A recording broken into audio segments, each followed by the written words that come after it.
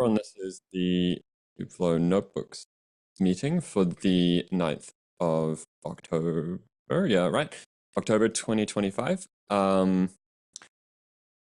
As always, most of what we talk about is Notebooks 2.0, but we do also maintain the dashboard and other central components of Kubeflow's UIs and Notebooks 1.0. So if you don't know what Notebooks 2.0 is, I just always like to point people towards this issue. It's a basic overview with FAQ about what it is. It's a full rewrite. There is a design doc, which has changed a little bit since then, but it's reasonably good to understand the motivations, and there's been a lot of things discussed throughout the years. It's being developed in the new repo under the V2 branch, this branch here. Yeah. We can, if you have any specific questions, obviously ask them in the meeting later. The roadmap is kind of a high level thing. That's probably going to get updated, but I'll just open it, but it's kind of trying to show a human persona, user persona maybe, for each of the things. But I think we'll probably improve this over the next few weeks. The tracking board, we're still working on making this work better. Normally at this point, we would just kind of jump into what's happening, but since right now it's kind of we still need to improve some of these epic structures. I think it's better than nothing, but I think we can probably go into more about how to improve that later. If you're a Notebooks user, I just always like to highlight this. We probably need to actually do a proper call out on places where users talk rather than maintainers. But yeah, I guess we can talk about how to actually improve this later, because I would like to get the adopters files added. Obviously, Notebooks 2.0 is probably the thing we want to have people do for. But anyway, if anyone's new on the call, I'll first do that. Anyone want to say hi who's never been here before? I think most people have been here before, but then let's move on. Okay. Okay. Also, public announcements, I guess. There are 2 new approvers on various parts of Notebooks 2.0. Is always fun. Andy, which is who is now approving on the backend controller and CI/CD, meaning for people who don't understand how this works, Kubeflow uses an approvers-based system with the files called owners that dictate any file that sits under an owner's file from a folder perspective is owned by that group of people. So for example, if we go into workspaces, we go to backend, we go to owners. So you can make a file anywhere. There is 3 concepts in here: labels, approvers, and reviewers. Approvers are able to /approve things, meaning they can actually make code be merged. Approvers can approve their own PRs for now, but under our own policies of this working group, we're not doing that unless the PR has been open for more than a week. So effectively, and with no response. So we'll talk through those rules later, but so the technical physical block is that you can approve your own PR with one other person LGTMing who's a member of the org. But, oh, and also if you don't know, this is actually described under Kubeflow, the website. And then I really don't like we move this. Community, no, it's called contributing. So this is explained under somewhere down here. Yes. So that's Quirks. There we go. So this is the normal process under code review process, but it just explains that from a more technical perspective what's happening. LGTMs are meant to be for reviewers. Approves are meant to be for approvers. Of course, sometimes things happen in different ways. But anyway, so congrats, Andy. Oh, I just wanted to highlight this. Yeah, so this means that he's an approver under this section, which is all the backend code, and similarly for the GitHub one under owners and under the controller. Reviewers, I just want to highlight while we're here, and then I'll let Andy say some things. There's a separate section under here called reviewers, which we want to also get people into. What this means is that you get automatically assigned to review PRs that affect this code. So that's obviously the flow that's meant to happen, where people start out as reviewers and then become approvers if they want to. Obviously, being an approver requires that you understand the code and also want to be a maintainer. So I'll let Andy say anything he wants first, and then we can move on to Paulo. No, just excited. I've enjoyed my time in this community. I don't plan on going anywhere, and just look forward to, helping move things forward. So, I'm appreciative of this, and just want to keep building great software with everybody. Thank you very much. Yeah, it's been a pleasure working with you, and I think it's a reflection of the trust that we have as a community to give anyone a approver on anything. So it's always exciting with new people. Awesome. Polo is being added to the front end in reflection of his work there. Do you want to say anything, Polo? Yeah, sure. Yeah, appreciate it. Think we were able to do a lot on the front end. Hopefully, we can get to MVP soon. Let's see how Awesome. it goes. Thank you. Thank you for your work as well. Okay. Obviously, there are other people we're working on, but I won't talk about them publicly. If you want to become an approver, obviously the best way to do that is to consistently contribute code.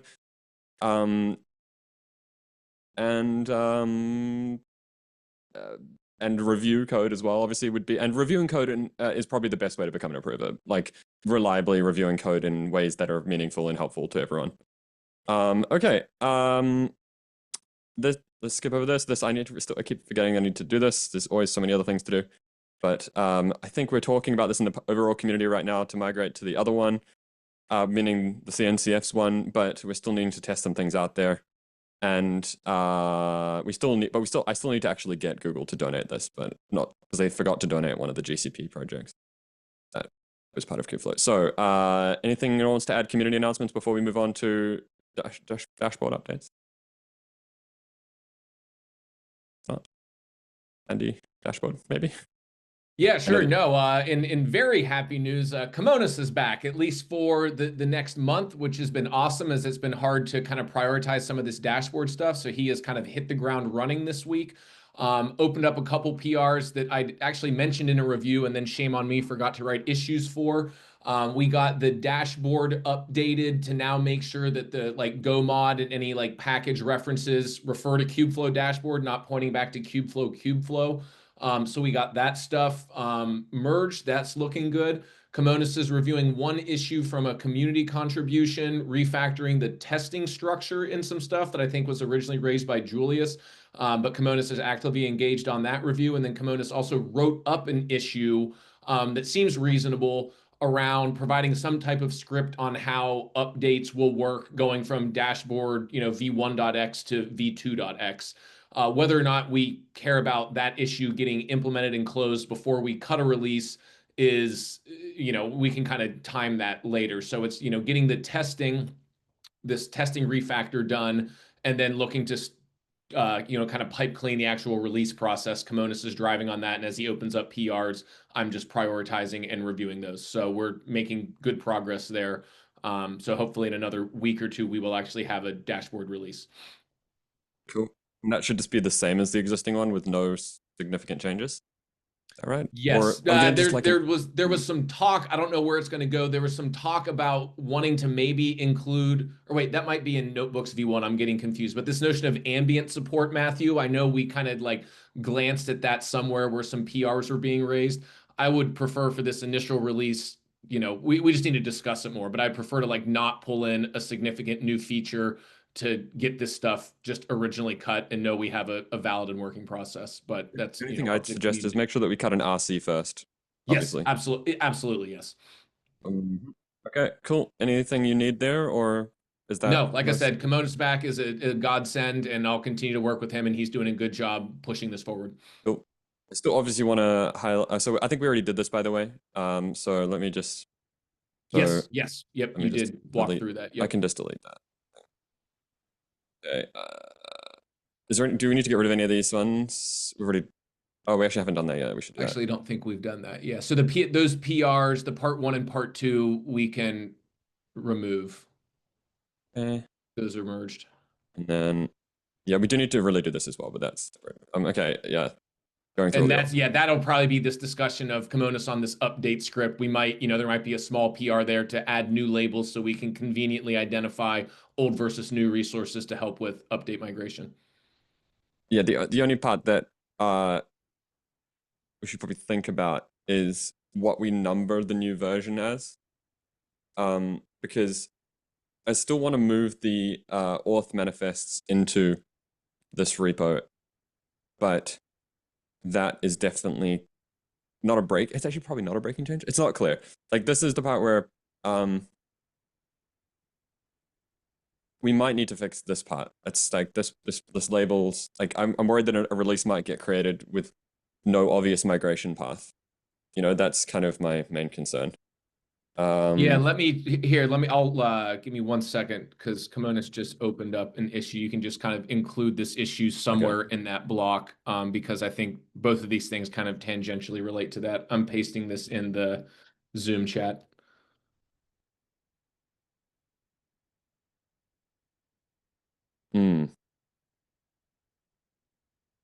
I think, yeah, I mean, the script. So like, this is where like, I think we might need to fix I think that however we do this, I don't think there's going to be a way to do it without.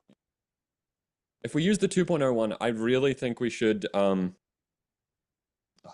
it's probably fine. It's going to be difficult either way, no matter what we do. So like, it's, because we also have a separate breaking change to move the OAuth and gateway configs into this repo as well. Istio gateway configs, that is. Okay, anyway, whatever. Once we come to a discussion here, oh gosh, what's happening here? Anyway, tell me once you have any need for discussion there, and I'll help review. Yep, sounds good. I only glanced at that issue. I'll add my thoughts to it tomorrow, and then we'll see where it goes. Okay, cool. Let's keep going. So yeah, that's all for dashboard.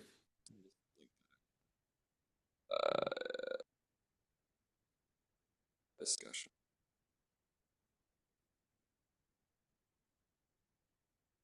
Well, whatever. Okay, who cares? Now let's keep going. Yeah, okay, cool. Notebooks 1.0. What's happening with this? So their Israeli development team should be back mid next week, which will help move things forward. They do have a slew of PRs opened. In our kind of code review session after the call today, I have 3 PRs that I think are good to be merged, and then I've reviewed all the other outstanding ones. All of the CI testing ones. I wanted to get all those merged, and then we'll start to do a cycle on all the deploy ones. Again, with Kimonis being back, he is also getting engaged on this to help push things forward. We just need that team based out of Israel to be back in office to really drive forward on that. But I think we have good traction here, and with Kimonis back, that'll really help us keep the velocity up. I think we did agree on.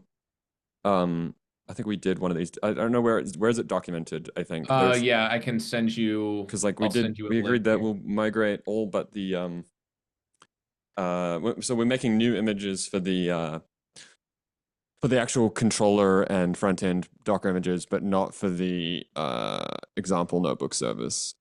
Again, I'm pasting a link into the Zoom chat, and this is the feature that then has kind of 3 different decision tasks under it, encompassing this and then a couple other things. But the sub issues then are the specific issues. If you scroll up to the top, it should list all the sub issues. Yeah, there. Yeah, okay. Let me just so I guess it doesn't really matter. We can just that's fine. But I'll just say like we are there's not really tests. It's these are kind of done anyway, right? Have we done these? No, not yet. It's just all the workflows right now is where we're looking at doing. In any case, let's just maybe just put a note. We are or just like note about images. We are creating new images for the controller front end under the GHDR prefix, but leaving the example notebook servers under GHDR.io/Kubeflow/notebook servers, I think. Yes. Yeah. Prefix. We have updated the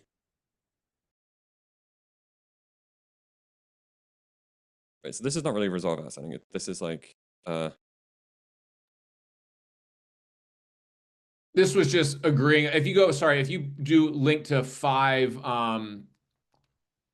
72. That's the overall epic that has everything. There. I'm just linking these two ones. That's fair. But leaving the existing. That here. Okay, and then. Anyway. That's a separate issue. If you go back up to the top, you can jump to the. Yeah, I know. I found it. I think I just linked the wrong one on the wrong one. There we go. Okay, cool. Moving on. Yep. Okay. Anything else we want to add about here before we move on to 2? Nope. Cool. It's always good to get this. Obviously, the only significant artifacts that will continue from Notebooks 1.0 will be the notebook servers, but we'll probably move them to their own repo at some point and maybe do some much more complicated builds to do more grids of things. I don't know. We'll have to talk about that, which is kind of why they're staying separate, because they're not really, while they're moving, well, they have moved to the 1.0 branch. Obviously, they are required for 2.0 as well, but probably for the production release of 2.0, we will want a different slew of images, just because the ability of Notebooks 2.0 to handle much more complicated grids of images it's not adequately displayed by the reference ones that are for 1.0. Like, for example, you could have multiple versions of CUDA available in your Jupyter images, and we should probably show that and maybe even help create tooling to build that. I know there's a lot of, Docker has kind of these YAML-based build files, and but right now we're doing this very painful recursive kind of dependency thing. I know there's a bunch of different projects, I forget what they're called, but that some of which are provided by Docker, some of which are provided by other projects that help really complicated dependency builds, like effectively like make files, but for dependency builds of complicated Docker files. I honestly forgot the word for it. Is that the Docker bake stuff? I know that was one of the. That's one of the options, right? So Yeah. I'm not particularly sure that we should go with Docker standard here, but it's like there are other standards. I think Google's got one. I think Meta's got one. Like, it's kind of it's a common problem. So given we'll probably conservatively have 100 or more, like of the thing, and this is actually probably something we'll need to write a policy for as well, as to like, okay, who gets to have their, in the reference one, we just need enough so that the user could add something to the grid easily in their own fork of it. Because like, I think that's actually something we should probably clarify from the beginning. We should talk about this later, but because this affects this is kind of a 2.0 discussion, but like, it's that we need to discuss what the purpose of our example ones are. And I think in my mind, it's not even so that they're used, it's so that it's a reference so that we ensure that there is tooling available to easily build complicated dependency trees for your team. Like, so it's more like we are pipe cleaning that. And as a happenstance of that, we'll be providing what we think in a very minimal sense is the, just based off the most popular frameworks, like for example, that might be, I don't even think TensorFlow qualifies anymore, honestly. Like PyTorch, VLLM, SGLang, CUDA. I know since there's been a major version of CUDA released, obviously we might need to have old and new, like 12 and 13. I know a lot of people haven't upgraded to 13 yet. So it's kind of, those kind of skews. And then, but supporting the idea easily of being like, hey, I have a custom ID at my company.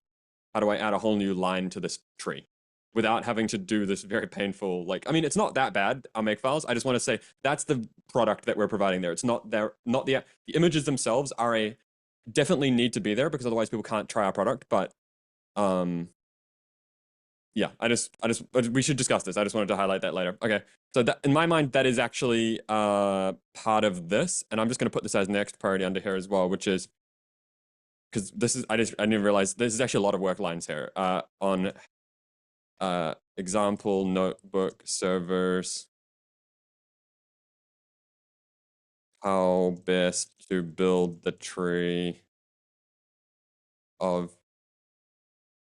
IDE version dependencies, Docker bake, other things, existing existing make files, custom CLI, etc. question mark. Okay, so, but yeah, that's probably, in my mind, that's under a priority one of deploying, because like it's, in my mind, to use Notebooks 2.0, the first step is try it, but then build your own images, because like, yeah, you know, like your company probably has different dependencies than the example ones that are upstream. So, okay, let's keep going. Okay, so anything else here about 1.0? Sorry, I kind of skipped on to 2.0. No, we're good on 1.0. Okay, so 2.0. Okay, I'm gonna let, and I don't know if Polo is across the front end stuff here, but I'm gonna let Andy talk about this priority and Polo talk about this one, and Hashad talk about this one if he's here. I don't know if he is. Probably He's not. not. I can speak to that last one if he doesn't join. Okay, cool. So yeah, so be able to run Notebooks 2.0. I have, again, for a kind of review if we have time today, I have a wiki that currently exists on my fork. I did still just keep it in a single document, Matthew. We can always refactor later, but I did have 3 different folks run through the steps and can confirm that works using this kind of commit-based approach, pointing to actual published packages that exist on GHCR now that they are there. So that looks good. I did figure out the HTTPS stuff, so that is like all working. So it's like you can fire up your browser in HTTPS and connect through the application, and I got the 2 samples loaded. So everything there looks good. I have to just put thoughts on, we discussed this earlier this week. I had a question on if we wanted to do anything different with like the swagger.version file, and we agreed that just proper end-to-end testing will make sure we don't build any releases that could be invalid across front end and back end. And so in terms of kind of the priority one as it's outlined here, I think we have all the pieces in place now. Just need to make sure that like wiki looks good and we agree on it.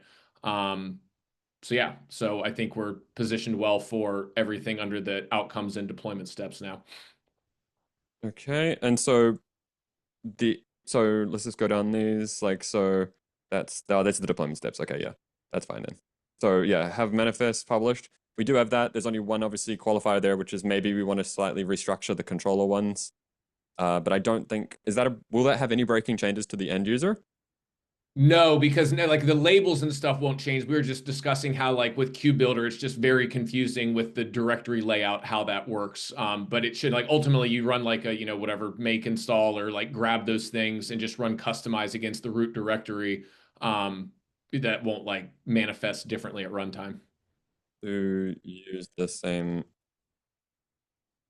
components, overlays, structure as backend and frontend manifest. Technically, this like this is like current outcomes. I don't know, because like this priority will probably live for a little bit of time. Okay, cool. So we can definitely get these. Okay, next one is that. So we've actually done all of these. So we can just like strike through these, I guess. Yeah. Okay, and then this is the next one, obviously. And so once we've got that, obviously, I don't think we're quite ready for a demo at the community meeting. But honestly, if we manage to hit a demo before the whenever the KubeCon is, I honestly forget, it's like in a month or something. We should just like at least while maintainers of Notebooks 2.0 are at the booth, we should just do a demo there. You know what I mean? Like, and if we can get something, right? I mean, we need to just like not a vertical, what's it called? A spike into a particular thing, right?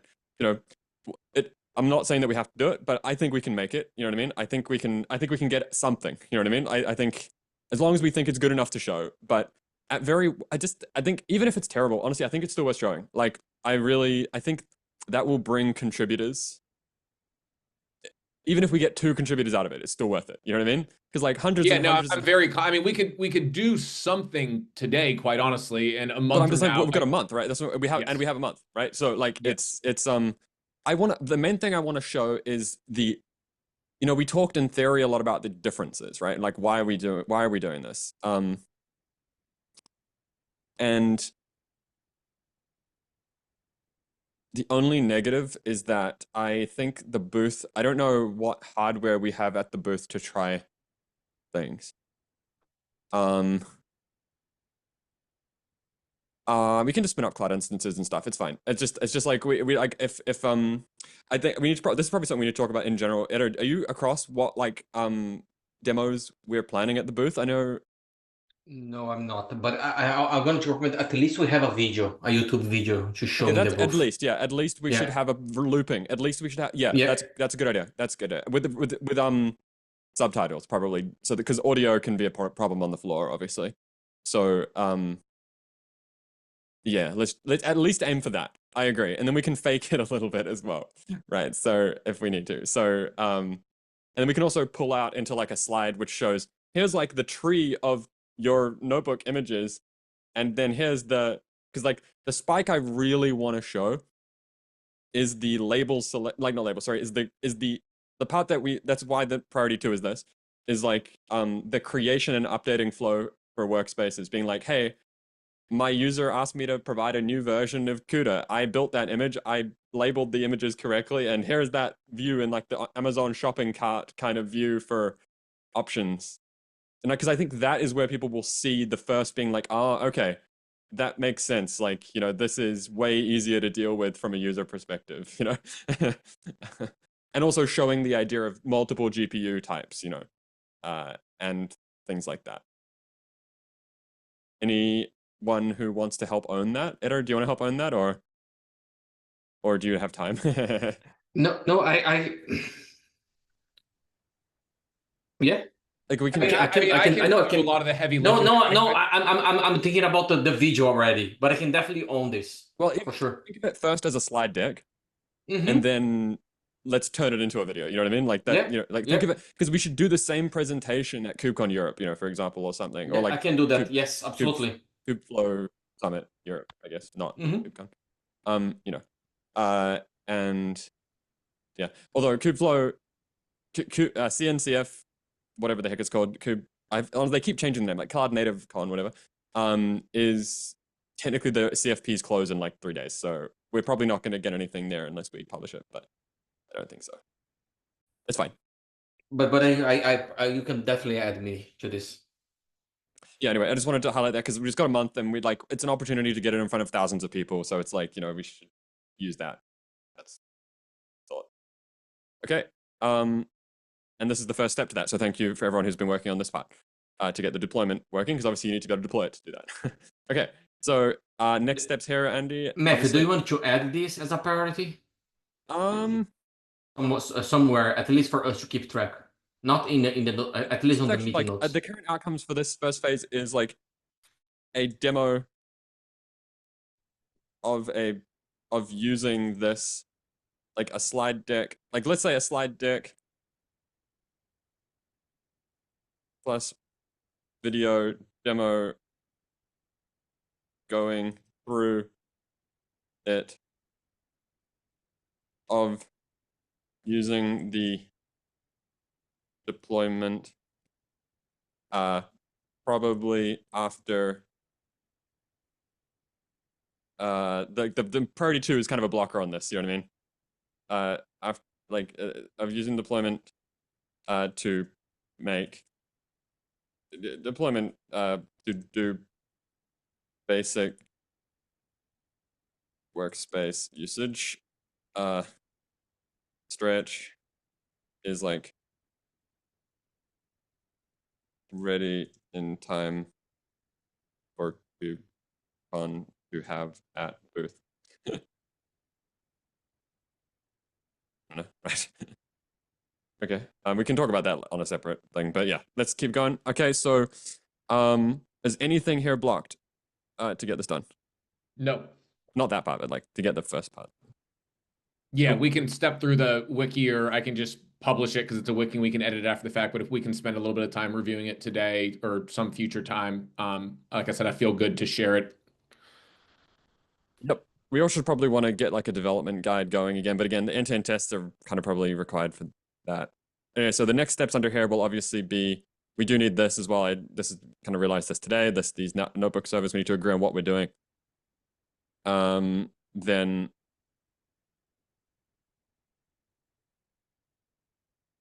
end-to-end test is probably the highest priority here. Then Yeah, these are fine. Okay, cool. Yep. Okay, let's keep going. Any more? Any other priorities you think are next after in this section? Nope, sounds good. Cool. Anyone else want to add anything? We'll let Polo talk about that. Okay. Okay, so about priority 2, the main 2 tasks that are currently being worked on are the workspace update API that we discussed, transferring the implementation from Matthew to Andy and Harshad, so we could get at least a mocked API to unblock the front-end implementation of the update workspace. And then we also discussed about the secrets API, and we got a lot of details. Probably, Andy, since you wrote the details, maybe I know there are some outstanding items to cover. Not sure if you would do that this meeting, but is that Yeah, enough just a quick to update on the Secrets API proposal. We got some good discussion and insights from people earlier this week. I've refactored those notes internally. I wanted to review them with Charles. I have a meeting set with him tomorrow, just to look at it from a front end perspective with the changes that we've done. And then I plan to bring this up at our Tuesday call to hopefully get sign off from approvers of the direction to go. But I feel pretty good about the proposal, but I just want to step through it with Charles one more time, make sure some of these edits we made that I thought were reasonable align with his vision on the front end. And so, yeah, so I hope by next Tuesday we can kind of get that ratified and look at getting a stub out in the back end to start to enable front end development there. Yeah, so getting the Swagger file updated, we're getting the generated Swagger file updated so the front end can see the API. Yeah. Cool. Okay. And so there's obviously a bunch of other things here. So is there any, so obviously we've talked about the update API and the secret one. Is there anything else yet that's not calling the actual API?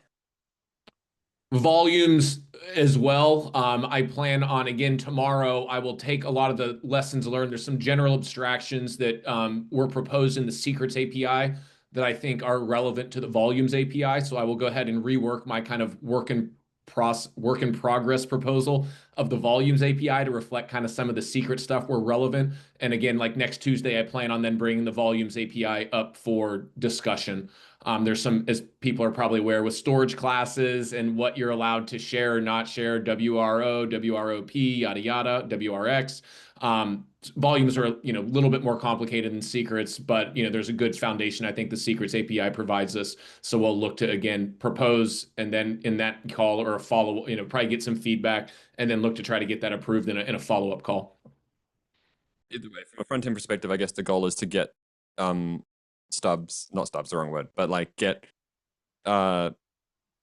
APIs that do something probably that have Swagger, but don't really do the correct thing, but have all the components of the API necessary to do the correct thing. Meaning, even if the error handling isn't correct or whatever, it's like, yeah, they could be a bit dangerous, but that's fine. Okay.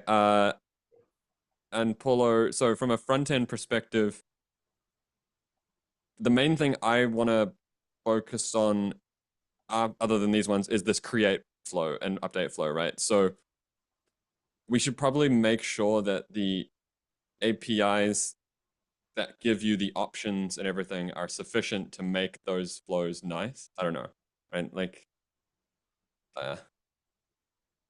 what I mean by that is, these like labels and configs and options, the ones that create the table, not table, like when you've got 1,000 images or 100 images available to the user, I think we've got some selectors and things like that, but I wonder if there's anything, we should just make sure that you've got everything you need in the front end to actually do that easily. Like say there's a grid of Python version labels, what's the best way for the front end to the back end to represent that to the front end? I don't know, right? And anything. So in terms of getting these let's say the create one, if the volumes and secrets were done, what else is necessary for the create?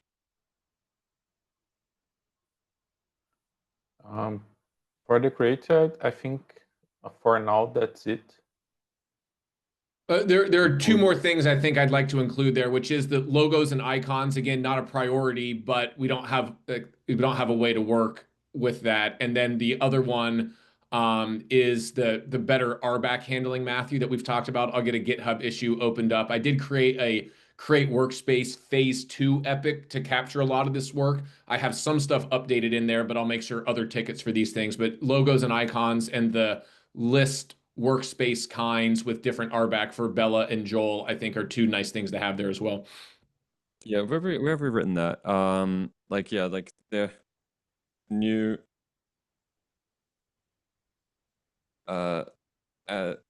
first step of create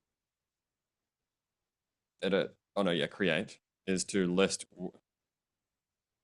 the workspace kinds available in the profile. There are proposals to change to provide a namespace workspace list workspace kind list path which provides the front end the info it needs to present the choose workspace kind step of the create. Okay, yeah, we just probably should remember to raise those and get those APIs in, I think. But yeah. Anything else, Paulo, that we need to do to be able to, like, the goal here is to, the required flows I think we talked about here, be able to create, being able to update, meaning edit, change pod config, change image config, unmount volume, mount secret, and then the redirects are something we need to definitely discuss a little bit, but yeah. Yeah, the redirect would be more for the update, right? So it's the redirects are just going to be a UI concept with metadata coming from the workspace kind. In the backend will just tell you, hey, the admin of the cluster wants you to update your thing to this thing. Here's the changes that the admin has said have happened. Yeah, but you can tackle this after, right? We do the first round of the update and then tackle this. It's kind of a separate flow, yeah. It's like it's that's the debate to have anyway. But that's what I'm saying. Like this priority 2 is just these flows need to be created for it to be somewhat complete. Like that. I would do this one that is selected there, applying redirects later in a second phase of the update.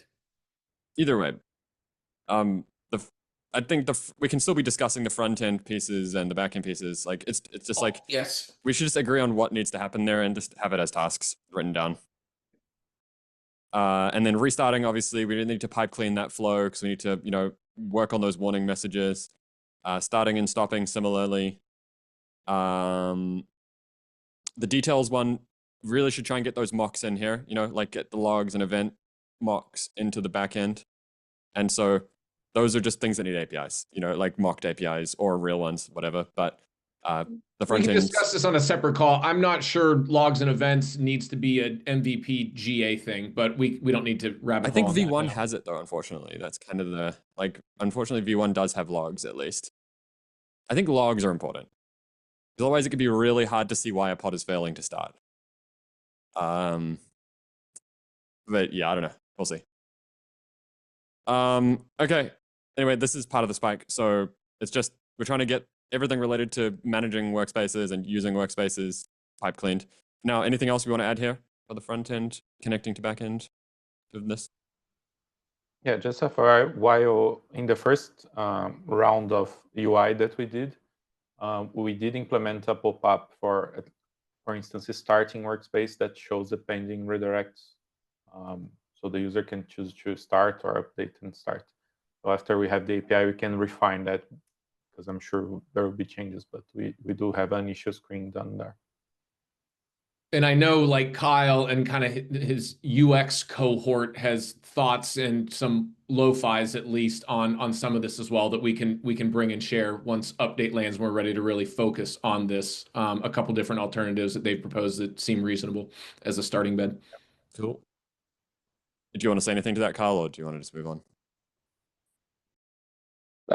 No, Andy said it well. Okay. Any more comments about anything that's blocking, anything that we could do to make this happen faster, or anything blocking the progress on set priority 2? Any ideas? We've kind of already touched on it, but I think it's just getting that detangling your work in progress branch, Matthew, to get like, a good handoff here so someone with more availability and time can push some of this forward. We can talk about that after the main recording today, but figure out how to hand off and transfer to press on. Yeah, we are planning to. There's two PRs that I had pending that we're gonna again split into like getting a mocked version of the API in as the priority, and then implementation can be started on the front end using that fake API, but also the proper implementation of the back end can, once people have time for that. Okay, and that means we're talking specifically about it's actually technically under the create in this case to mount secrets to the back end and to the workspace, and then separately the overall update workspace API, which we talked a bit about. Okay, let's go on to this one. SDO. Sorry, is there anything else? Nope. Cool. Okay, so this obviously last priority is around. It's not well described here, but effectively the reference upstream manifests use Istio for routing network stuff, and so there needs to obviously be first-party support for the controller managing the virtual services. I know that we've got the first PR in for the controller, which does that. Thank you, Heshad. Do you want to give any updates about what's blocking the progress or what's currently being worked on, maybe? Yeah. So as of now, we got the CRD change in, as Matthew mentioned, and then the next part was to have the virtual service being created by controller for every workspaces, and that's the pull request 500, which is in progress, and we have been reviewing that with Matthew and Andy. Based on the last update, like last review, I updated it, those changes, and the only part remaining there is the end-to-end test, and that's where another community member and Andy were helping us out with, and they have another pull request for that. And I think it will be also updated with new changes soon. And once that's there, then I will be able to update my virtual service PR again with this new end-to-end test, and that should cover entire like the full circle of this. As of now, the pull request is it just doesn't have the end-to-end test, but it has like it's in a working condition. So technically, like for development mode, you can use that pull request to try out and connect to a workspace. So I thought we already had merged that one. Which one did we merge?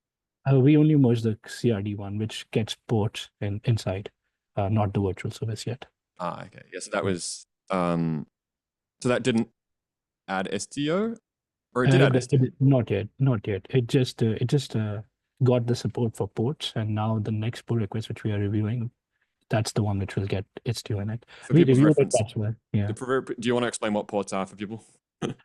Yeah, so we have this new change for ports, which is on the port template. So what we are trying to do here is like normally we have all the information in image config, and we don't want the controller to keep looking into image config. So what we have done is made it easier for the users. They just need to specify what ports they would like to expose through the service, like the STO service, and that will be mentioned in this port with information like what is the protocol, and then also if you want to have some specific proxy headers or proxy paths, you can add it in here. As you can see, Matthew is showing you that. This could be done for multiple images which you have enlisted in your workspace kind, and that could be used for your workspaces. And this would be used to do the connection finally, and the whole loops happen. Yep. And that should be it. Yeah. Cool. Thank you for this. Yeah. So I'm looking at a workspace kind here. Pretty much what we did is we made it so that we kind of realized that the first CID kind of, because we hadn't actually tried to do it, needed a list here in the root workspace kind, so that we could give an ID to a specific kind of port, so that the idea is that the same ID is on this, so because the port number might represent different things on different images, and also an image might have multiple endpoints that it's listing on. This is just making it so that you only need to specify the type ID. You can also override the display name if you would like, but it's just saying, hey, port 888 on this pod, here, this one, is Jupyter Lab, and up tier is where it's defined. Oh, I've gone too far. Yeah, it's in. Where am I? There am I. Yes. Okay, and this gives an ID, and this must exist. Obviously, all the webhook validation webhooks prevent you from doing silly things like not defining things that you need to define. It's all good. And obviously, different things might need different HTTP proxy settings.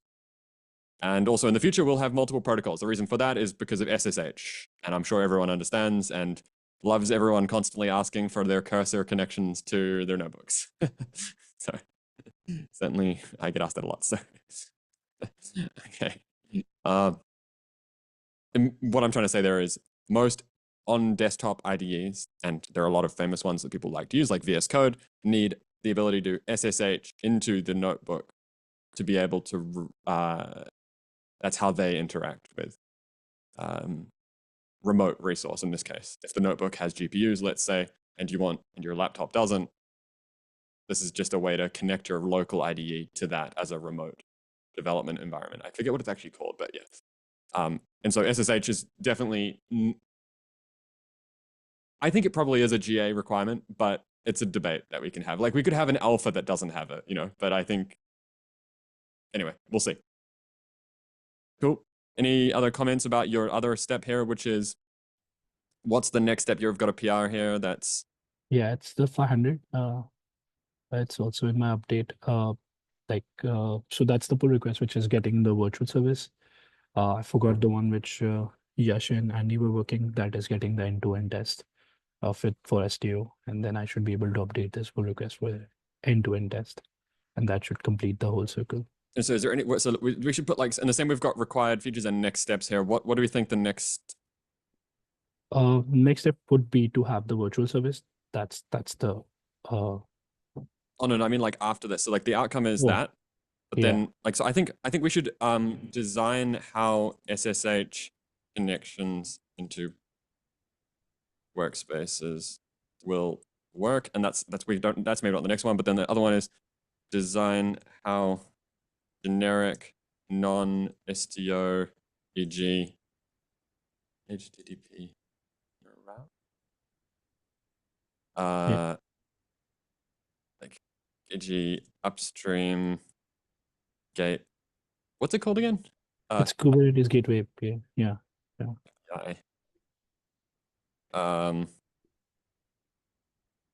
Can be used by vendors to ship non-STO versions of notebooks 2.0.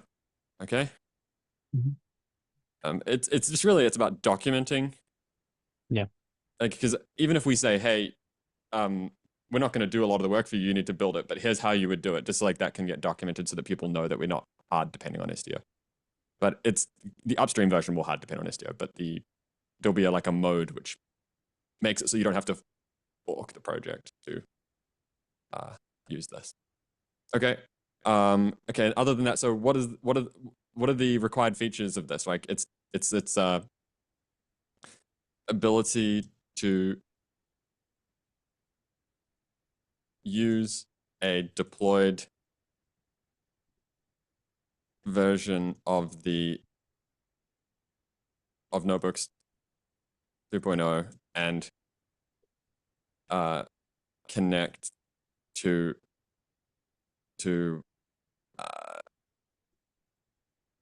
one of the end ports on a running workspace through a browser. I don't know. Yeah. That's good. And just as a point, and again, I don't want to rabbit hole on this call, right? But I'm not sure, like, we just kind of have priority 1, 2, and 3, and then next steps kind of imply that priority 3 stays priority 3 and priority 1 stays priority 1. I don't know, like, Oh, I was not meaning priority 1 as in like the most important. I just mean that these are the only 3 categories of work that we should be progressing. Right, like, but I guess, but once we talk about next priority, like we still don't have like culling, which is, I view, kind of a core thing that, maybe not, but like just saying we're going to then redefine what priority 3 means and keep it at priority 3. we should probably discuss that because there are core features we still don't have that should maybe rise above enhancing existing stories once these things land. I think it's probably true. I think these ones like are actually in this priority. I think these, I only did it for this one because like these actually are related to this, right? This is like this like to actually deploy Kubeflow Notebooks 2.0, we're gonna need to have the example notebook servers published. And there's a lot of discussion there around how to do that. And I'd say that is like actually a blocking thing for the release. But the ones down here are more like possible, like they're more like next steps in this vein because it relates to Istio, right? And it's like, how does Istio handle this? Does it handle it? I don't know, right? Like, yeah, can I rephrase, Matthew? Is that because that's two different cases. Because the case on the first priority are things that we need to do, right? This is the next priority on this area. Not that will be one of our key priorities. Related, yeah. Because this one actually, these ones do kind of hard block the release of the project. Yes, but yeah. The okay, yeah, that clarification makes total sense to me. Yep, I just didn't want it to like we're only focused on making all of these things perfect. I just want to make sure we're still driving towards like feature parity with what Notebook 1.0 offers should drive like our current things at any given time that are what we're looking at. Yeah, so culling is an interesting one, right? It's definitely not a hard blocker for release, but it is important. I definitely want it because it shows some really cool things.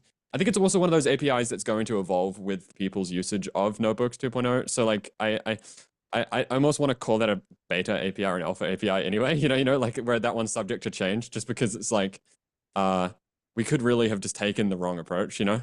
Like we took a stab as like, oh, supporting a bash script and direct two options being bash script arbitrary and arbitrary bash script that runs on some loop in the pod and checks whether it's active or not. And separately, the other first iteration was pulling directly from a REST API that's available on Jupyter Lab specifically.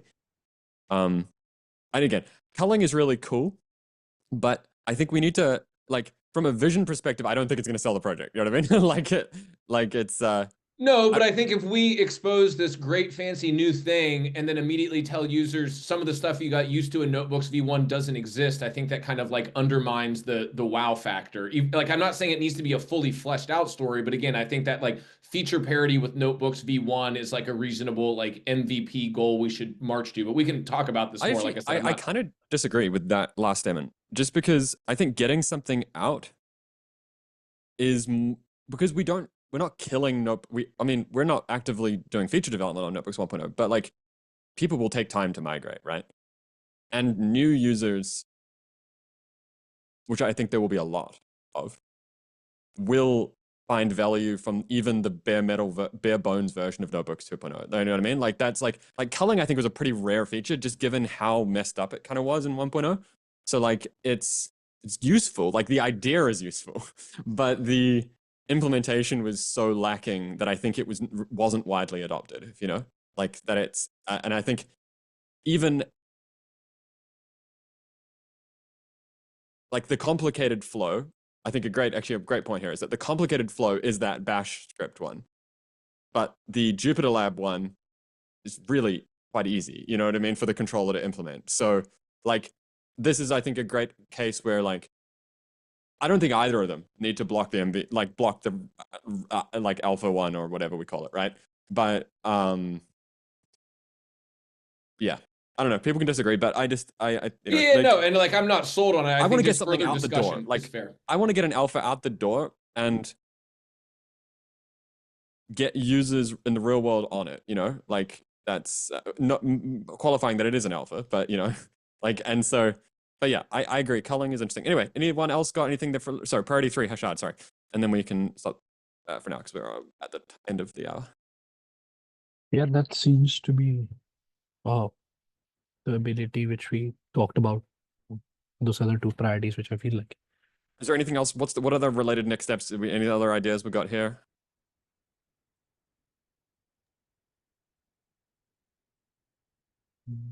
Okay, no idea. Okay, cool. Let's keep going. Okay, we probably just quickly blast through everyone else's stand-up stuff. Sorry for we didn't quite get to that on the recording time, but I know that Jenny's got some things here, but she has left, unfortunately, the meeting. Okay. Okay, who wants to quickly say what they were doing? Who hasn't said something?